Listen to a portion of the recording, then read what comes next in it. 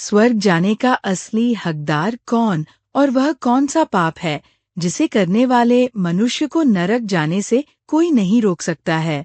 आज एक प्राचीन कथा के माध्यम से हम आपको बताने का प्रयास करेंगे कि पूजा पाठ, दान, धर्म, जप तप आदि प्रकार के करोड़ों पुण्य के कर्म करने के बाद भी कुछ मनुष्य नरक में ही क्यों जाते हैं तथा अत्यधिक घोर पाप करने पर भी कुछ मनुष्य को स्वर्ग की प्राप्ति किस पुण्य के कारण मिल जाती है। ऐसा वह कौन सा पुण्य है जो मनुष्य के करोड़ों पापों का नाश कर देता है, और ऐसा वह कौन सा पाप है जो उसके करोड़ों पुण्य को नष्ट कर डालता है। तो चलिए दोस्तों, बिना देरी किए शुरू करते हैं।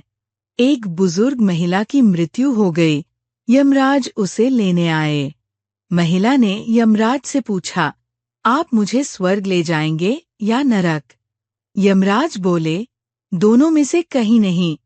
तुमने इस जन्म में बहुत ही अच्छे कर्म किए हैं, इसलिए मैं तुम्हें सीधे प्रभु के धाम ले जा रहा हूँ।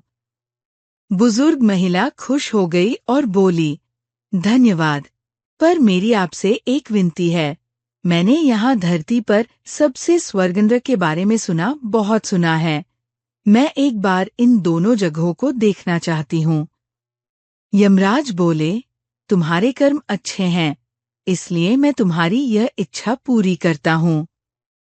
चलो हम स्वर्ग और नरक के रास्ते से होते हुए प्रभु के धाम चले गए। दोनों चल पड़े। सबसे पहले नरक आया। नरक में बुजुर्ग महिला ने जोर जोर से लोगों के रोने की आवाज सुनी। नरक में सभी लोग दुबले पतले और बीमार दिखाई दे रहे थे। महिला ने एक आदमी से पूछा, यहाँ आप सब लोगों की ऐसी हालत क्यों है? आदमी बोला, तो और कैसी हालत होगी? मरने के बाद जब से यहाँ आए हैं, हमने एक दिन भी खाना नहीं खाया। भूख से हमारी आत्माएं तड़प रही हैं। बुजुर्ग महिला की नजर एक विशाल पतीले पर पड़ी, जो कि लोगों के कद से करीब 300 फुट ऊंचा होगा।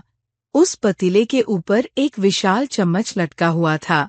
उस पतीले में से बहुत ही शानदार खुशबू आ रही थी। बुजुर्ग महिला ने उस आदमी से पूछा, इस पतीले में क्या है? आदमी मायूस होकर बोला, ये पतीला बहुत ही स्वादिष्ट खीर से हर समय भरा रहता है। बुजुर्ग महिला ने हैरानी से पूछा, इसमें खीर है? तो आप लोग पेट भर के ये खीर खाते क्यों नहीं? भूख से क्यों तड़प रहे हैं? आदमी रो रो कर बोलने लगा, कैसे खाए? ये पतीला 300 फीट ऊंचा है, हम में से कोई भी उस पतीले तक नहीं पहुंच पाता। बुजुर्ग महिला को उन पर तरस आ गया। सोचने लगी, बेचारे खीर का पतीला होते हुए भी भूख से बेहाल हैं। शायद ईश्वर ने इन्हें यही दंड दिया होगा। यमराज बुजुर्ग महिला से बोले, चलो हमें देर हो रही है। दोनों चल पड़े। कुछ दूर चलने पर स्वर्ग आया। वहां पर बुजुर्ग महिला को सबकी हंसने खिलखिलाने की आवाज सुनाई दी। सब लोग बहुत खुश दिखाई दे रहे थे। उनको खुश देखकर बुजुर्ग महिला भी बहुत खुश हो गई। पर वहां स्वर्ग में भी बुजुर्ग महिला की नजर वैसे ही 300 फुट ऊंचे पतीले पर पड़ी जैसा नरक में था। उसके ऊपर भी वैसा ही चम्मच लटका हुआ था।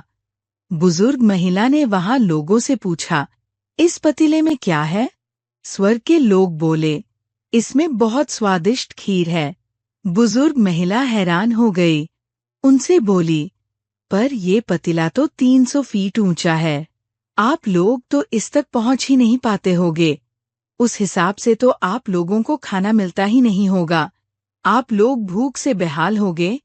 पर मुझे तो आप सभी इतने खुश लग रहे हो, ऐसे कैसे? लोग बोले, हम तो सभी लोग इस पतीले में से पेट भर के खीर खाते हैं। महिला बोली, पर कैसे? पतीला तो बहुत ऊंचा है। लोग बोले, तो क्या हो गया, पतीला ऊंचा है तो? यहाँ पर कितने सारे पेड़ हैं। ईश्वर ने ये पेड़ पौधे, नदी, झरने हम मनुष्यों के उपयोग के लिए तो बनाए हैं। हमने इन पेड़ों की लकड़ी ली, उसको काटा, फिर लकड़ियों के टुकड़ों को जोड़ के विशाल सीढ़ी का निर्माण किया। उस लकड़ी की सीढ़ी के सहारे हम पतीले तक पहुंचते हैं और सब मिलकर खीर का आनंद लेते हैं। बुजुर्ग महिला यमराज की तरफ देखने लगी। यमराज मुस्काए बोले, ईश्वर ने स्वर्ग और नरक मनुष्यों के हाथों में ही सौंप रखा है। चाहे तो अपने लिए नरक बना लें, चाहे तो अपने लिए स्वर्ग। ईश्वर ने सबको एक समान हालातों में डाला है। उसके लिए उसके सभी बच्चे एक समान हैं। वो किसी से भेदभाव नहीं करते। वहां नरक में भी पेड़ पौधे सब थे, पर वो लोग खुद ही आलसी हैं। उन्हें खीर हाथ में चाहिए। वो कोई कर्म नहीं करना चाहते, कोई मेहनत नहीं करना चाहता, इसलिए सब भूख से बेहाल हैं। यही तो ईश्वर की बनाई इस दुनिया का नियम है। जो कर्म करेगा, मेहनत करेगा, उसी को मीठा फल खाने को मिलेगा। अर्थात स्वर्ग एवं नरक आपके हाथ में ही है। मेहनत करें, अच्छे कर्म करें और अपने जीवन को स्वर्ग बनाएं। एक और कहानी है जो स्वर्ग और नरक के बारे में है। उसको भी सुन लीजिए। एक महात्मा ने जीवन भर हरि भजन कीर्तन किया था। उनके आश्रम के सामने एक तालाब था। जब उनका अंत समय आया तो उन्होंने देखा कि एक बगुला मछली पकड़ रहा था। उन्होंने बगुले को उड़ा दिया। इधर उनका शरीर छूटा तो नरक में जाना पड़ा।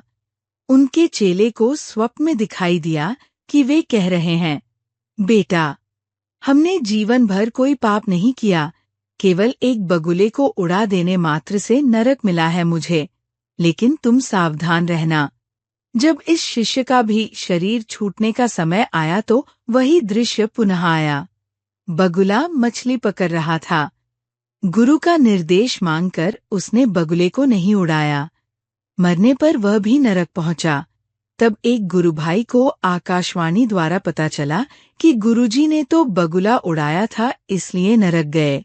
हमने नहीं उड़ाया, इसलिए नरक प्राप्त हुआ है, पर तुम बच के रहना। जब इन गुरु भाई की मरने की घड़ी आई तो संयोग वश पुनः बगुला मछली मारता दिखाई दिया। गुरु भाई ने भगवान को प्रणाम करते हुए प्रार्थना की, भगवान, आप मछली में हो और आप बगुले में भी। हमें नहीं मालूम कि क्या सही है और क्या गलत, पाप क्या है, पुण्य क्या है, हमें नहीं पता। आप अपनी व्यवस्था स्वयं देखें। मुझे तो सिर्फ आपके चिंतन से मतलब है। बस इतना कहकर जब इनका शरीर शांत हुआ तो बैकुंठ की प्राप्ति हुई। श्री नारद ने भगवान से पूछा, भगवान, अंततः वे नरक क्यों गए? महात्मा ने बगुला उड़ाकर कोई पाप तो नहीं किया। उत्तर में भगवान ने कहा, नारद, उस दिन बगुले का आहार मछली था, पर गुरुवर ने उसे उड़ा दिया। भूख से छटपटाकर बगुले का अंत हुआ, आत पाप लगा, इसलिए उनको नरक जाना पड़ा। नारद ने फिर पूछा, दूसरे ने तो नहीं उड़ाया, वह क्यों नरक गया? भगवान बोले, उस दिन बगुले का पेट भरा था। वह केवल विनोद वश मछली पकड़ रहा था, उसे उड़ा देना चाहिए था। शिष्य से भूल हुई और इस पाप के कारण उसे नरक मिला। नारद जी ने पुनः पूछा, और तीसरा? भगवान ने कहा, तीसरा मेरे भजन में लगा रहा, उसने सारी जिम्मेदारी मुझको सौंप दी। जैसा होना था वैसे ही हुआ, किंतु मुझसे संबंध जोड़ने के कारण और मेरे ही चिंतन के प्रभाव से वह मेरे धाम को प्राप्त हुआ। उम्मीद है आपको ये कथा पसंद आई होगी। वीडियो को लाइक जरूर करें और कमेंट में जय श्री कृष्ण अवश्य लिखें। साथ ही चैनल को सब्सक्राइब करें। आप सभी का धन्यवाद।